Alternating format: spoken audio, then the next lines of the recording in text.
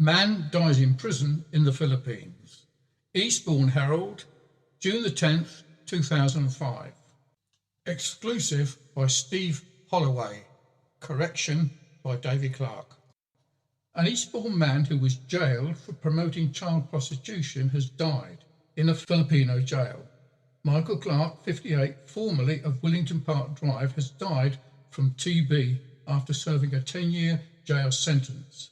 In 1995, he was accused of organising child sex package holidays from Eastbourne, a charge he rejected and denied. An ITN camera crew, led by Adam Holloway, asked Clark about the possibility for men to have sex with girls. This ITN television interview was used by the prosecution to convict Clark of promoting child prostitution.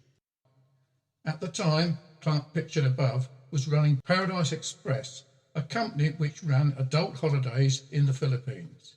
He claimed that he'd been tricked by the reporter and denied having any involvement in child sex trade.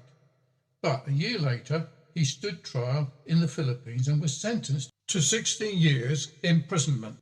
He died on May the 27th. Just a week after his death, the family received a letter to confirm he was set to be released early for good behaviour. We spoke to Brother David Clark, who is now based in Fareham, Hampshire. He said, "Our family was shocked and very hurt when we heard what he'd been up to. Michael always maintained he was innocent of the child prostitution charges, but he had been a bad lad and was into prostitution.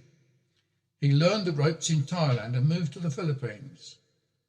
In the early 90s, he spent more than 5 years in Eastbourne working for Sovereign Construction. But during that time, he experienced a relationship breakdown and started drinking heavily. His brother thinks that this was when his troubles really began. Clark then moved to Thailand and became involved in prostitution. While he was in jail, Clark converted to Christianity and helped other prisoners, including murderers on death row. In August 2001, he founded a prison ministry called Trojan Horse International, CM. Since then, a branch has been formed in the UK dedicated to helping offenders to rehabilitate. David said, "Some good has come from this. Within the jail, he was able to do a lot for the other prisoners. He advised them on how to keep out of trouble in the future. We've also set up a branch in England to help people who have committed crime to get back into society. This charitable work is supported by reformed gangsters."